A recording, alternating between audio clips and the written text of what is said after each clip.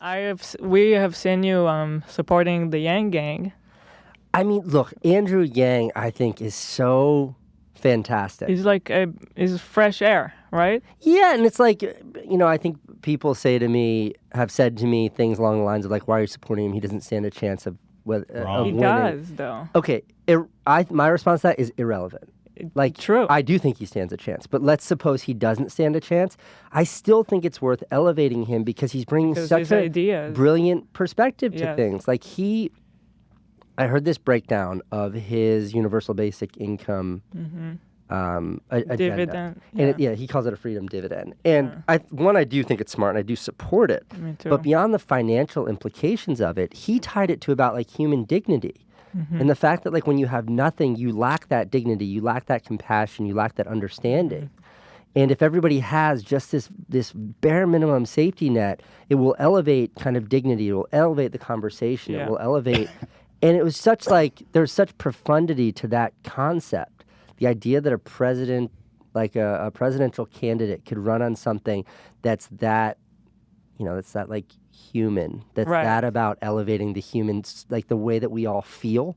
Yeah. I also I'm a huge fan. I love that. I love it. I love how everything connects when you listen to his solution. It connects everything, like mental health. All of it. Love that guy. Careers changing. Just everything is a part of the picture. Yeah, it really, for me, first of all, he's definitely the dark horse. He's the only guy raising, dude. He's at like 8%. That shit. It's insane. He's number 4 now. And CNN and NBC they still don't show his face. They still don't mention him. Do you know why I love Yang? Even Bernie Sanders, who I'm a fan of now, almost looks... His approach looks almost dated because Andrew Yang is the only person who is looking actually into the future. These guys are trying to address these problems that we're facing now. But next, Andrew Yang is the only one who's saying in 20 years. But also, it's not even in 20 years. Right, a lot of it is already happening. He's right. We misclassify a lot of the problems we see in society. For example, this stuff we blame immigrants for. That's what he says. It's a robot problem, not an immigrant problem. Yeah. Right?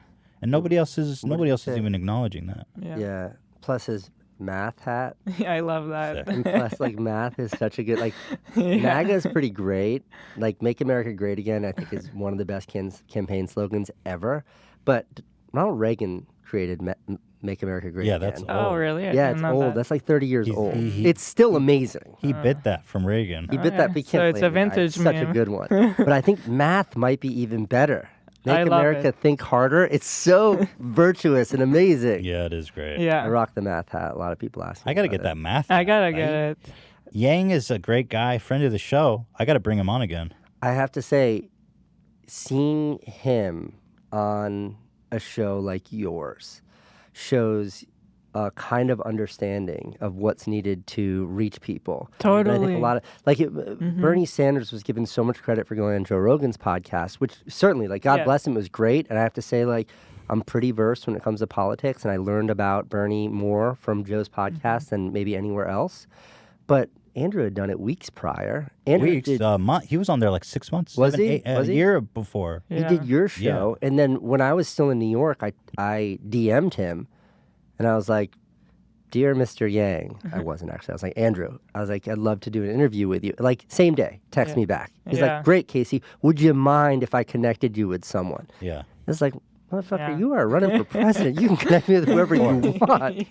Like, just a G. And I think that really demonstrates not just an understanding of like how do you communicate with people, but like, I don't know what your demographic is, but I assume it's younger than CNN's, and how important it is to communicate directly with that audience as to where they are. He came here with this whole staff, and they're young people, and they're the kind of people who know who people like we are. So when I tweeted at him, I was like, "Hey, would you like to come on our podcast?"